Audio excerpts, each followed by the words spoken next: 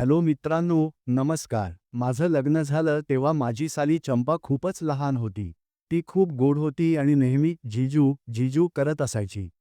जसजशी ती मोठी होत गेली तशी ती आणखी सुंदर होत गेली. तिने नेहमीच मर्यादेचं भान ठेवलं आणि शिष्टपणाने वागली. तरुण होताच चंपा अगदी खुलून गेली. 2 शब्दांत सांगायचं झालं तर ती अतिशय सुंदर झाली होती. तिचं शरीर संगमरवरी शिल्पासारखं देखणं होतं. बी.ए. झाल्यावर तिचं लग्न राहुलसोबत ठरलं आणि ती गोव्याला निघून गेली. चंपा लग्नानंतर जेव्हा जेव्हा मायके किंवा आमच्या घरी यायची तेव्हा ती पाहून मला एक वेगळंच वाटायचं. मनात एकच विचार यायचा की सासऱ्यांकडे रसगुल्ला होता तर मला दहीवडा का मिळाला. लग्नाच्या 4 वर्षांनंतरही चंपाला मुलबाळ होत नव्हतं आणि त्यामुळे तिच्या सासरच्या लोकांमध्ये ही गोष्ट चर्चेचा विषय बनली. इकडे माझी सासू ही चिंतेत होती.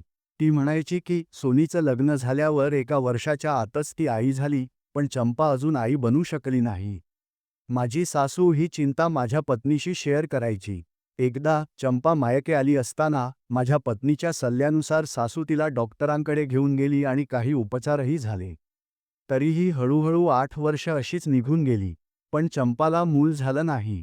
एके दिवशी माझ्या सासू आणि पत्नीचा फोनवर संवाद सुरू होता. सासू म्हणाली, पुढच्या आठवड्यात चंपा येत आहे. ही गोष्ट चंपाबद्दलची होती. संतानसंबंधी चर्चा सुरू झाली तेव्हा माझ्या सासूबाईंनी म्हणलं, कळत नाहीये आता काय करायचं, इतक्या ठिकाणी दाखवूनही उपयोग झाला नाही. मी हळूच मजेत म्हटलं, इतक्या ठिकाणी दाखवलंय तर एकदा आम्हालाही दाखवा. कारण मी स्वतः डॉक्टरसारखाच होतो.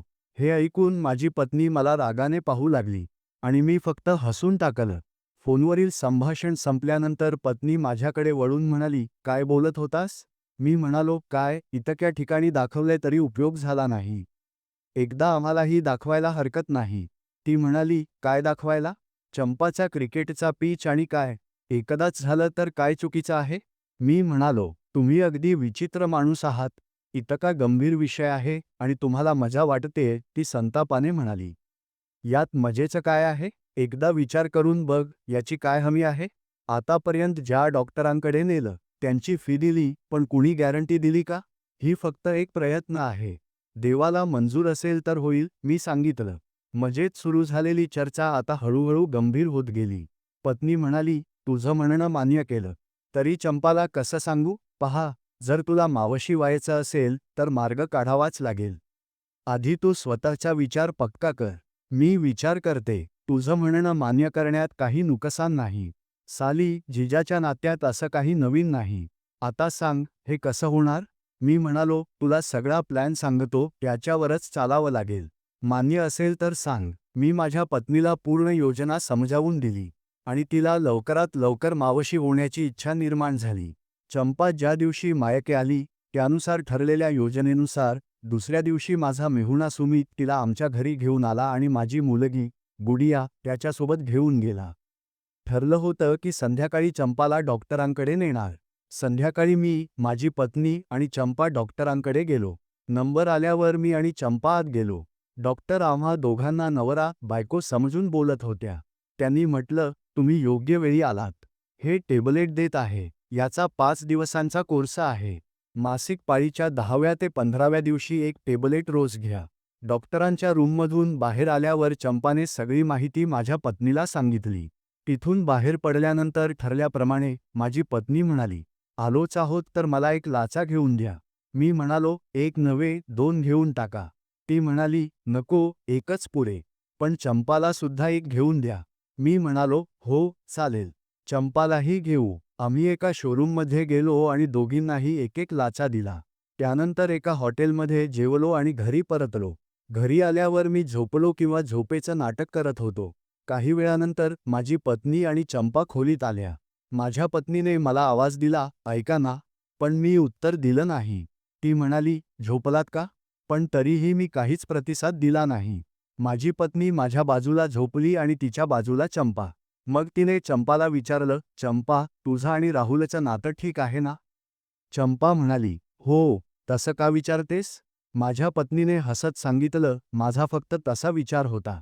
तू मला राहुल समज. आणि तिच्या धाकट्या बहिणीला म्हणाली, आता तू कल्पना कर की तू राहुलसोबत आहेस. असं म्हणत ती चंपासोबत मजाक करू लागली.